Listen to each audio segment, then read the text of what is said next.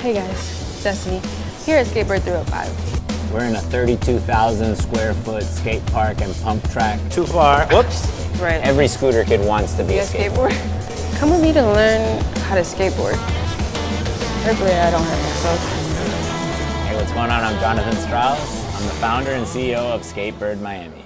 We're in a 32,000 square foot skate park and pump track. It's been a long journey for Skatebird to come to fruition. In 2015, I built my first community space that featured skateboarding and bicycling. It was called the Brooklyn Pump Track. 50 parks later that I've built across the country, and even as far as Ningbo, China, came the fruition of what you see here, Skatebird Miami. I have bad balance, by the way. It's okay. Stand up on it. Now put your feet on the dots. We're just gonna ride in a straight line to over there, just so you just feel what it's like. Lean a little bit this way so it'll turn. There you go. See how it turns a little bit? You're on a cruiser board, Which means? which is something to travel around the area. Okay. You could use this to do tricks and stuff like that. It's not ideal for the park, but it is ideal for you to learn.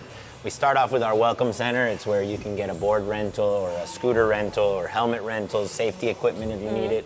For this particular park, you're gonna wanna ride a short board generally. I've seen some guys on carvers and different styles of boards today. Skateboarding has like 100 different kinds of boards that you could ride. You guys have scooters too. The kids will always want to take a scooter for a little bit. It's the worst thing for skateboarding, but it's the best thing for the industry because every single kid that gets on a scooter, it's a lot easier to ride that. And then what's going to happen, the logical transition is just to keep progressing and you move on to the skateboard anyway. Right. Every scooter kid wants to be a skateboarder. skateboard? Skateboarding has always been the trendsetter for fashion, for art, for music, for culture.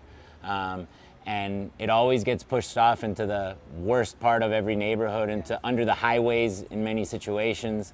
And so it's in really underutilized spaces, and the skate park comes to life and it brings community no matter what. If you're a creative, like a budding creative, and you probably feel like there's nowhere for you to go, this seems like a place that is very accommodating. As we walk around, you're gonna see art all over the walls. These are all local Miami artists that are up and coming or have already made it. And they've all come back and said, we need to bless this place. Here you have Miami on Wheels. It's inline skate and quad skate shop. It's owned by Miami's own and probably most famous rollerblader in the world, Frankie Morales. There you go. Now you're starting to go a little faster. Oh, I slowed down. Careful with the water. Turn your feet. Okay. All right, you see how you jump backwards?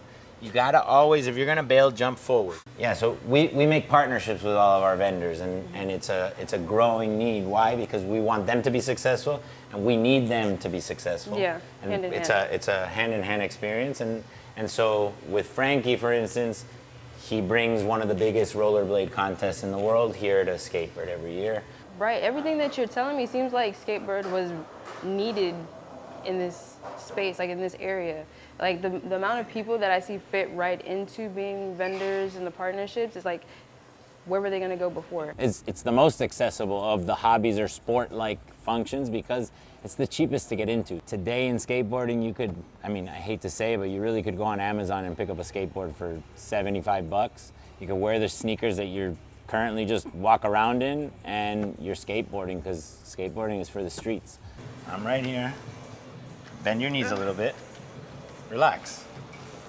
There you go. Now you can jump off. Just okay, jump go off. Forward. Jump off this way. There you go. All right. Okay. I was trying to think like which foot do I jump off with? Which foot do I leave? Here is my favorite spot of the whole park because it's the skateboard shop. It's the Magic City Skate Shop. It's a partnership that Skatebird has with former pro skateboarder John Newport. We carry all the best and premium equipment because at the end of the day, there's so much. I mentioned earlier the Amazon $75 sale. Yes, it's fine to buy that, but at the end of the day, we'll never carry that in this shop. We'll always carry only the best quality because we want you to be like the pros if you're gonna ever get to ride like the pros.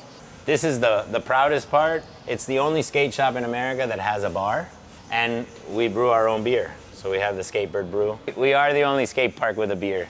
Our motto is you skate, you shop, you eat, and you chill. You know? You skate, you shop, you eat, you chill. I mean, like What more could you ask for? The idea that you're gonna do right now is we're gonna make a turn. So you're just gonna get it, and you're just gonna turn around. Make it seem like it's so easy. Okay, now make the turn. Don't go too far. Whoops. I forgot it's in the moment you don't remember the go forward thing. It's like, in the moment I'm just trying to get off. You gotta just bend your knees. You wanna be center. A lot of people, when they're rolling, they tend to lean back a little bit or straighten one leg, and that's what throws you off. And now turn the other way. It's easier to go backwards. There you go. Oh, look at that, a front side turn. Whoops. The problem in 2014 was every company was selling a skate park that was for the Olympics or for the best skateboarders so that they could have a place. But what about all these little kids that are attracted to it? They can't really drop in on a 10-foot ramp or on a 20-foot ramp or on crazy obstacles or things like that.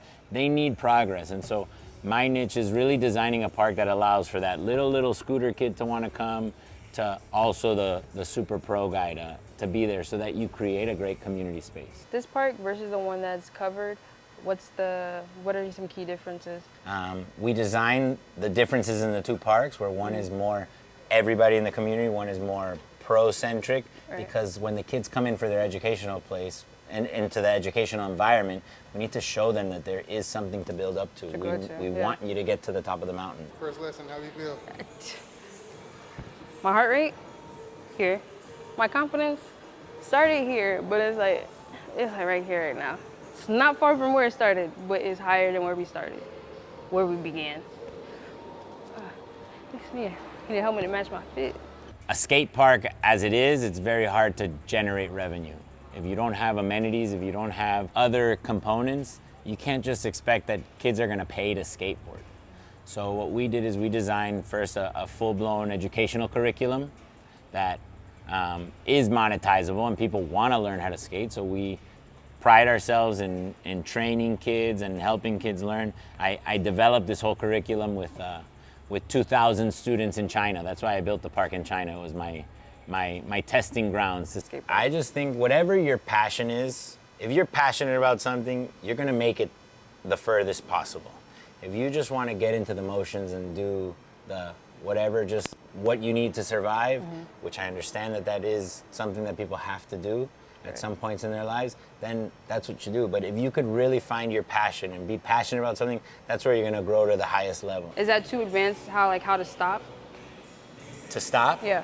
You jump off like I showed you. Yeah, you wanna jump off at first. Okay. Bailing is way more important when you're just starting. If you just practice for another 30 minutes today, you'll be zooming around the whole park. I don't know about that, but.